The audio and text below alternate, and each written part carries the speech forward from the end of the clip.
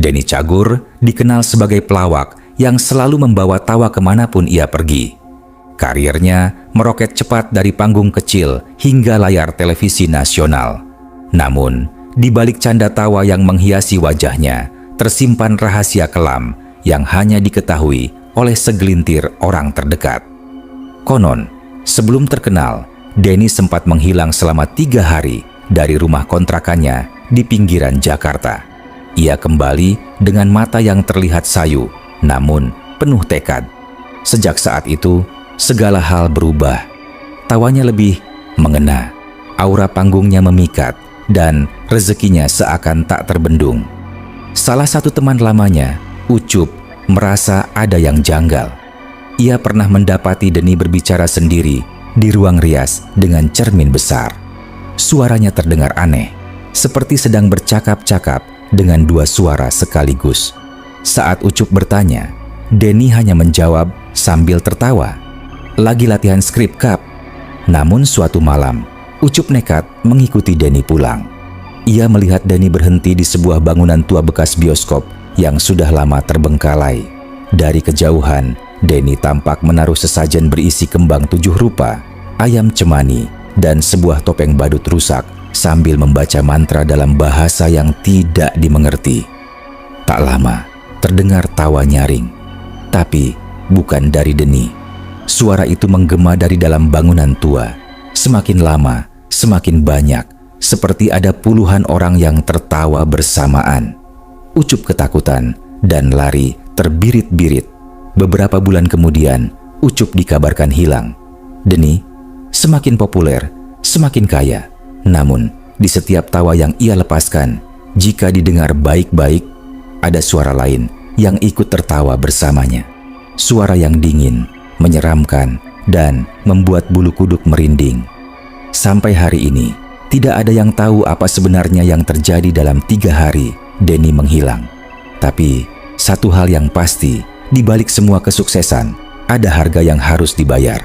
Dan tawa bisa jadi adalah jeritan yang disamarkan. Sejak malam itu, Denny semakin sering menyendiri.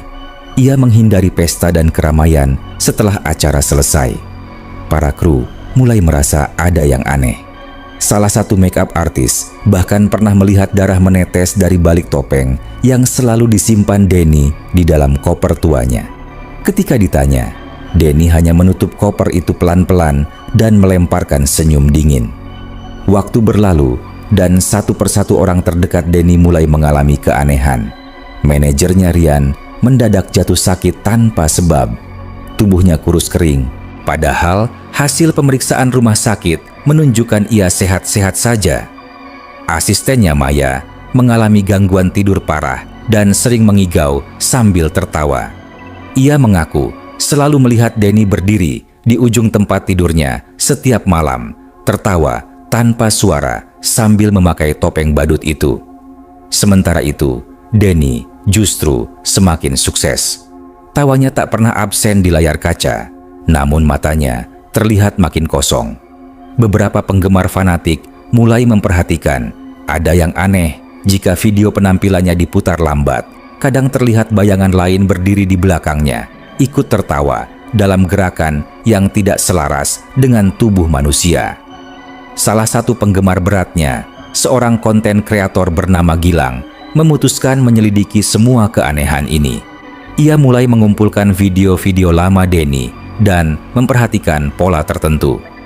Setiap kali Denny tertawa dengan keras, ada sedikit suara seperti napas berat atau bisikan. Gilang memutuskan untuk datang ke bioskop tua yang konon menjadi tempat ritual. Denny, saat malam tiba, ia membawa kamera dan merekam semuanya. Tapi saat melangkah ke dalam bangunan gelap itu, udara terasa berat. Dinding penuh coretan simbol aneh, dan di tengah ruangan ada panggung kecil dengan satu lampu sorot menyala sendiri mengarah ke sebuah kursi kosong. Gilang berdiri mematung di depan kursi kosong yang disinari lampu sorot. Kamera di tangannya bergetar, tidak karena tangan yang lemah, tapi karena udara di sekitarnya seperti mengalir. Hidup. Ia mencoba bicara, tapi suaranya tercekat. Lalu, di dinding belakang panggung, perlahan-lahan muncul bayangan. Bukan siluet manusia biasa, melainkan sosok tinggi dengan lengan yang terlalu panjang, kepala bundar seperti topeng badut, dan mulut yang robek hingga ke pipi. Sosok itu tidak bergerak, tapi matanya menatap lurus ke arah Gilang. Kamera yang ia pegang tiba-tiba mati, padahal baterainya masih penuh. Lampu sorot meredup pelan-pelan, dan suara tawa itu terdengar lagi, kali ini lebih dekat. Gilang berbalik, tapi panggung sudah berubah.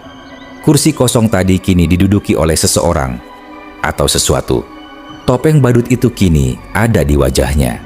Bajunya compang-camping, penuh bercak darah kering, dan di tangannya ada gulungan kertas tua. Sosok itu mengangkat kepala, menatap Gilang, lalu menggerakkan mulutnya tanpa suara. Namun entah bagaimana, Gilang bisa mendengar kata-katanya langsung di dalam pikirannya. Mau ikut tertawa atau jadi bahan tertawaan? Tiba-tiba, semua lampu menyala. Gilang tersentak, keringat membasahi tubuhnya. Bangunan itu terlihat biasa kembali. Tidak ada suara, tidak ada sosok, tidak ada kursi. Tapi, di lantai tempat ia berdiri, ada satu hal yang tertinggal topeng badut itu. Ia menatap benda itu lama. Dan, entah kenapa, ingin sekali memakainya. Seperti ada dorongan yang tak tertahankan, suara-suara berbisik di kepalanya, menyuruhnya mencoba, menjanjikan hal-hal besar. Dan saat ia hampir menyentuh topeng itu, sebuah tangan menyentuh bahunya dari belakang. Tangan itu dingin, seperti baru keluar dari dalam kulkas. Gilang menahan napas, perlahan menoleh. Di belakangnya berdiri seorang lelaki tua, mengenakan jas abu-abu lusuh dan peci hitam. Matanya tajam, wajahnya keriput, tapi sorotnya penuh kesadaran. "Jangan sentuh topeng itu," ucapnya lirih, nyaris tak terdengar. "Itu bukan milikmu." Belum. Gilang terpaku. Lelaki itu berjalan pelan ke arah topeng, lalu menunduk menatapnya. Ini peninggalan dari zaman sebelum lawakan, sebelum televisi, sebelum manusia tahu cara membedakan tawa dan tangis, katanya sambil mendesah. Topeng ini dulu milik pelawak pertama yang menjual jiwanya, agar semua orang tertawa, bahkan saat mereka tak ingin. Gilang menelan ludah. Ini pesugihan. Lelaki itu menatapnya. Bukan sembarang pesugihan, ini panggilan. Sekali kau tertawa bersamanya, kau tak akan bisa berhenti sampai giliranmu habis. Gilang kebingungan. Deni Cagur. Dia lelaki tua mengangkat tangan, menyuruhnya diam. Aku tahu, dia sudah terlalu dalam. Bahkan dia sendiri tak sadar siapa yang tertawa sekarang, dia atau penumpangnya. Lampu sorot menyala lagi, kali ini dari atas. Gilang menengadah dan melihat langit-langit gedung kini penuh wajah-wajah. Semua tertawa, mulut terbuka lebar, mata putih, ekspresi kaku seperti topeng rusak. Wajah-wajah itu bukan asing. Ia mengenali beberapa. Rian, Maya, bahkan Ucup. Dan di tengah-tengah mereka, perlahan muncul satu wajah baru, wajahnya sendiri. Tertawa sejadi-jadinya. Lelaki tua itu berjalan mundur, menatap Gilang terakhir kali. Kalau kau benar-benar ingin tahu kebenarannya, temui Deni. Tapi jangan datang ke rumahnya. Datang ke panggung saat dia tampil malam Jumat. Lalu lelaki itu menghilang. Begitu saja, seperti kabut yang tertelan bayangan. Gilang berdiri diam, jantungnya berdegup kencang, dan di bawah kakinya, topeng itu kembali. Kini, sedikit lebih dekat dari sebelumnya. Seolah bergerak sendiri, seolah menunggu. Gilang tak bisa tidur selama 3 hari setelah kejadian itu. Wajah-wajah di langit-langit gedung tua itu terus menghantuinya, muncul di setiap bayangan, di setiap suara tawa yang ia dengar di jalan, bahkan dari TV yang dimatikan. Tapi yang paling menghantuinya adalah wajahnya sendiri yang ikut tertawa bersama mereka. Ia akhirnya menemukan jadwal pertunjukan Deni stand up spesial eksklusif, hanya undangan, malam Jumat di sebuah klub komedi elit yang katanya hanya bisa dimasuki oleh yang dipilih. Tapi undangan itu datang sendiri ke rumah Gilang. Amplop hitam tanpa nama pengirim, hanya tulisan tinta merah. Kau sudah tertawa, saatnya dibayar. Malam Jumat itu hujan, Langit menggantung seperti tercekik. Gilang datang sendiri ke lokasi. Bangunan tua yang direnovasi jadi klub, tapi bentuknya tidak asing. Ia sadar ini gedung bioskop yang sama, tapi kini terang, penuh cahaya, karpet merah, dan para tamu berdasi duduk rapi menghadap panggung, yang membuat Gilang merinding. Semua tamu tertawa, tapi bukan karena lucu. Mereka tertawa sebelum pertunjukan dimulai. Tertawa panjang, bersamaan, seperti di komando. Tak ada pembawa acara, tak ada musik, hanya tawa. Lalu lampu panggung menyala. Denny muncul, tapi bukan seperti biasanya. Ia memakai jas hitam mengkilap, rambutnya disisir rapi, dan wajahnya lebih pucat, hampir kelabu. Di tangannya, ia membawa koper tua. Saat ia membuka koper itu, para penonton langsung hening. Gilang bisa merasakan sesuatu merayap di kulitnya, seperti semut yang naik bersamaan. Denny membuka dengan satu kalimat, suaranya berat, lebih dalam dari biasanya. Malam ini, yang tertawa akan tinggal. Ia mulai membawakan materi, tapi bukan lelucon biasa. Cerita-cerita tentang kematian, tentang rasa sepi setelah popularitas, tentang suara yang terus tertawa, bahkan saat dia sendiri ingin menangis, tentang malam pertama ia bertemu penumpangnya.